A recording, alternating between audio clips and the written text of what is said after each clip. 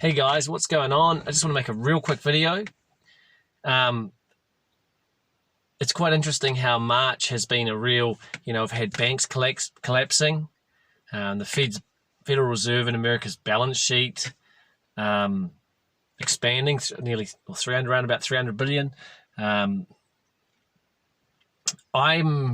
starting to wonder, is the Fed going to cry uncle? I will say, and I haven't said on this channel, that for the most of the years that I've known this crisis was going to happen, and none of this is financial advice, got to say that, do your own research, yada yada. It's just my opinion.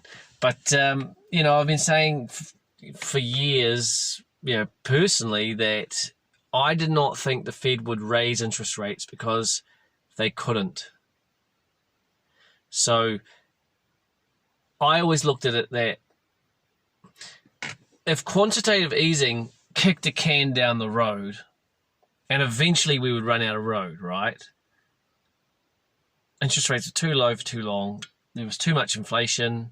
They were pursuing a crazy monetary policy. Eventually, we'd end up in a crisis, and there's no ammunition with the interest rates being so low. But I knew that by going down this track, if they ever raised interest rates, they would be right back where they were in 2008, except this time the crisis will be worse because of all the kicking of the can down the road. They're making it bigger. So they make it go away today, only to make it worse tomorrow. And that, to me, is nonsensical. So I always felt that if they tried to raise interest rates, they would get to a point where the market would go back into a recession, and then they would reverse course, because why would they be prepared to push the market into recession now, but they weren't prepared to do it in 2008? But, I gave them a bit of benefit of the doubt. Maybe they will raise rates. It's going to be horrific if they do, but maybe they will, because, maybe keeping the world's reserve currency status was more important. They can't have the currency falling through the floor and becoming a Weimar Republic Deutschmark, So I thought maybe they will just say, stuff you, we're going to raise rates and just let it crash. And this is what we're doing. Maybe they were prepared to, but I'm wondering now, if they've gone to bail in these banks, I think I was probably right. I think there's going to be a point of interest where the markets crack, which is really these banks failing, is exactly what we've seen, where more rate hikes is only going to bring on more bankruptcies, more foreclosures, more unemployment, all these things where it's just like a cataclysmic collapse. Is the Fed really going to keep raising rates, or are they going to say, oh, well, we tried, but right now we have to deal with unemployment, so we're going back to the printing of money and inflation be damned? And I think that might be where they're going to go. So it is interesting, because I did say March that things would start to surface, and it's funny how quickly they surface. These things happen. I've said it for years. Your reality, when it goes from this to this and you are unprepared, it's very tough to deal with that new reality, because I've done it with, like I mentioned, like an example being a divorce. I did not know I was going to get divorced. Suddenly I'm getting divorced, and I've got all these problems that I have to deal with that I was not prepared to deal with because I didn't think it was going to happen. So, we've had these 3 banks being bailed out. What's next? Are we going to get more banks bailed out? Is the Fed going to pause its rate hike? Is the Fed going to lower its rate hikes? Is it going to try and act like it's raising rates? So say it was going to do a 0.75 raise. Maybe it says, well, we'll do it over three meetings to buy time. I think this has all been a big bluff, really. I think it's been a poker face. We have to tell the market a certain thing because we're supposed to be seen to do the right thing. Somebody once said to me, corporate companies don't have to do the right thing. They have to be seen to be doing the right thing.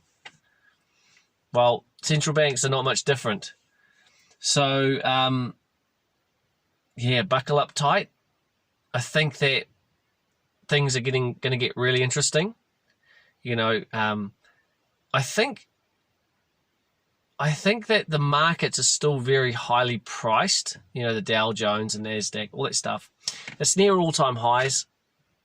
And yeah, there has been some corrections and stuff, but it's still high. And I think that's going to be, you know, if that market does correct or crash or fall through the floor, whatever you want to call it, if that happens, if it's a stock market crash, you know, that's almost the one thing that hasn't really taken place. You know, we're starting to see real estate prices come down, interest rates are going up, banks are becoming insolvent, governments are struggling to balance their books, but it's that maybe that share market crash is if that happens is the thing, because there's going to be some kind of catalyst that brings everything to a grinding halt and makes people realize that the true nature of the situation we're in, and it's absolutely effed. You know, the markets have been fed drugs, basically, gotten high, and are completely out of whack. And so now these things have not, to some people, have not become evident, is that the Fed doesn't really have the control that it claims to have. And this is central banks around the world. That's what I think the Fed will do. What's the ECB going to do? Inflation is out of control in Europe. You know, they're beginning to raise, but if they see what happens to America, or America starts easing, I think they'll follow suit. So then where does that leave us? Where does it leave Australia? Where does that leave Asia? You know, how big is this collapse going to be if I'm right? Because this is around the world. You're talking Europe, America, you know, New Zealand, Australia. Like, all these people have the same problem. Too much inflation, interest rates are too low, the economy's running too hot. When they, and now we've got to take that cheap money out of the economy and let it fall. But house prices are, oh my God, like, they're so high. Even after a correction that we've had so far, they're still crazy expensive. Like, if the peaks that we'd had of the highs had never happened and had only gone to where they are now, people would be complaining how expensive real estate actually is, because it's still really dear. And it's really expensive considering the amount of interest you got to now pay. See, before, if it was that price at 2%, 3-4% interest, okay, it's one thing. But when it's at 7, 8, 9, who knows where it's going to end? It's way too high. It's way too high, and it's just got to come down, as far as I can see. That it got overvalued. It went into a hyper bubble. Everything went into a hyper bubble. Everything, pretty much everything, and now comes the correction phase, and this is probably, if I'm right, going to be extremely painful. So buckle up tight, get prepared as best as you can. You know, put a plan in place. Like, well, you know, this is your situation, this is your income, this is, you know, what can you do? Can you pay off some debt quicker? Can you make some cuts into your budget? These cuts are going to come, by the way. You're going to have to go on a tight budget, because if you have a mortgage and interest rates keep going up, your mortgage is going to be the thing that takes everything out of your budget, because everything is going to go to keeping your house. So I think, you know, scorched earth, if you have to, scorched earth budget, you know, and figure out, like, well, can you have an emergency fund? Can you sell, can you sell some stuff and create an emergency fund, or pay off some debt, or, you know, just try and weather the storm. Can you grow some of your own food, gardening and things like that. So anyway, I'll wrap this up because I have to go. But let me know what you think in the comments. Like and subscribe, comment. It's really appreciated. So I'll see you in the next one. Peace.